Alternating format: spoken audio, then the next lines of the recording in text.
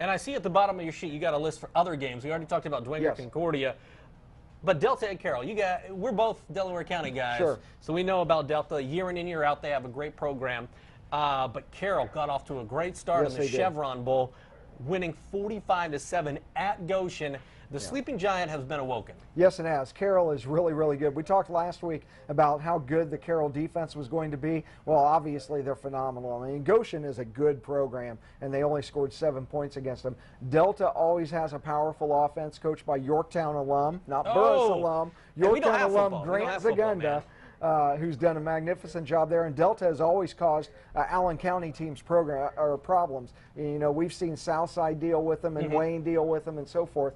And so that's going to be a really good measuring stick for the Carroll program, how good they are outside of this area. But obviously, their defense is ready to go. They played well last week, and their offense, anytime you can put up 45 points, it's impressive. Yeah, Delta and Dwenger have had some real battles in the playoffs Yes. the past few years during the Eifert and Goodman era.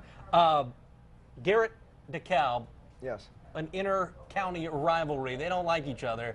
They respect each other. This will be a good one as well. Well, Coach Depew's done a nice job already up at Garrett. They had a good win over Eastside. I thought Eastside would be able to get that game, but it was a competitive game. And he's got a new offense, and DeKalb really challenged themselves in week 1 facing Mishawaka Marion, a tough, tough team from up in Mishawaka. And so that's going to be an interesting game.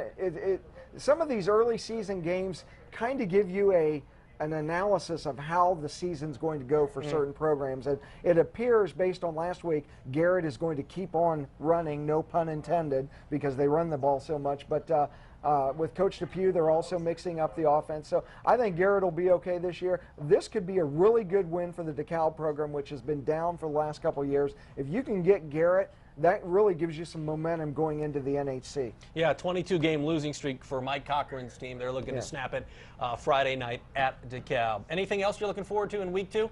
No, it's great to get out there. The weather was phenomenal last week. That Lures Snyder game, I'm telling you, if you ever get a chance to go see those two programs play, it was the most emotional, physically jarring game I think I've ever seen. It was just magnificent, and I love the SAC football. There's so much athleticism, so much emotion and passion. It's just great to see. This is the most emotional and physically jarring episode of Inside the Zone so far this year. I don't know. We've butted heads pretty hard before. We did in week 1 because we had a lot of differences on that one. You were right, so I give you week 1. We'll have to see how things play out. Wait till this week when I'm wrong on everything. So. Yeah, we'll have to see how it plays out in week 2. A lot of good games. He'll have you covered in the News Sentinel. We'll have you covered on the Highlight Zone throughout the week as well. He's Tom Davis. I'm Glenn Marini, and we'll see you next week.